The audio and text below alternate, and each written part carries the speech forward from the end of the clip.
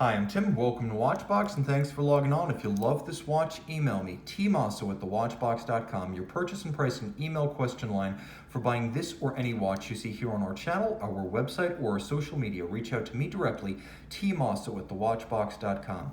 Today, we are discussing the Bulgari Octo Finissimo skeleton black ceramic. This is of course part of the ultra thin Octo Finissimo family in matte ceramic, highly scratch resistant, feather light, and still only 5.8 millimeters thick. 40 millimeters in diameter. It's 46 millimeters from lug to lug, so not an overpowering watch, though it does have overpowering wrist presence in stark matte black ceramic. Throwing it on my 16 centimeter circumference wrist, you can see it is broad and flat as ever, super low slung, sliding underneath any kind of a dress cuff. I'd recommend it for a wrist as small as 14 centimeters circumference, and you can see it sits lower than the hair on my wrist. Taking a quick look at the bracelet, not a whole lot has changed here compared to the titanium watch. It's still held in place by pins that need to be removed with a punch and a block if you want to do sizing, but all of the links, as you'll note, are removable, so you will be able to fine-tune the size quite well. The links themselves are all of satin finish. You can see there's a bit of a recession at their center, so that depression creates a three-dimensional effect, often lacking on ultra-thin bracelets. It's also tapered nicely to match the arc of the lugs. There's a 30 millimeter spacing at the lugs, and it's conventional 30 millimeters. You could theoretically have a custom strap put in there. Nevertheless, the integration of the bracelet makes it the obvious choice unless you want to go with a Bulgari factory strap or pay a lot for a custom job. You can see that the clasp, also made of ceramic, is still designed to recess into the bracelet itself. There are small depressions inside, and it recedes into those little wells, so when closed, the bracelet is still super slim at the clasp. Rolling over to the crown always had a black ceramic cabochon, and I suppose it still does, but with the entire case of ceramic, it's not as evident. The crown features double row knurling, and it uses the Octo case, originally inherited from Gerald Genta back in 2000 when Bulgari bought Gerald Genta and Daniel Roth. The faceting, as claimed, is 110 facets to a case.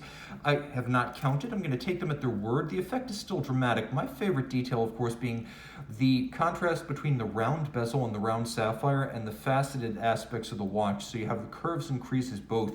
The caliber BVL 128 SK movement is essentially the dial. There's no distinguishing between the two, though. There is a small surround, as well as rings for the power reserve indicator and the small seconds. For the most part, you're looking at a movement. It's been skeletonized, nickel anthracite coated to give it a dark aesthetic that works well with the case, and then satin finished with a circular satin pattern applied. The hands at center, as well as sub-seconds and power reserve, are faceted and polished to stand out. Note the open barrel, the polished screws, and the array of colors, as you have silver, you have nickel anthracite, you have the violet of pivot jewels, and a few gold details, nicely executed. Take note, you can see both the motion works at center, the motion works used to adjust the time, and then you could see the keyless works, which actuates the clutch for winding and setting adjacent to the crown. Rolling it all over, the movement is over 36 millimeters in diameter, which means it's properly sized and shaped for this case. Bulgari is a fully integrated manufacturer. They're able to make movements sized to suit the case. As a result, these two are like peas in a pod, perfectly matched. There's a full balance bridge, which helps to stiffen up the movement and also improve its shock resistance. And this 28 joule movement, manual wind, 60-hour power reserve, beats away at 21,600 vibrations per hour. And of course, it has the dial side power reserve indicator. What's remarkable here is that the watch is also 30 meters water resistant, like a standard dress watch, and there are no corners cut or gimmicks employed to create a thin profile, as many watches this thick feature movements built into the case back, and similar compromises such as reduced water resistance or even vulnerability to flexibility such that crystals will pop out if you flex the watch. Not the case with the Bulgari. It's built to be your everyday carry. It's built to be tough, and with ceramic, it's almost completely impervious to scratches.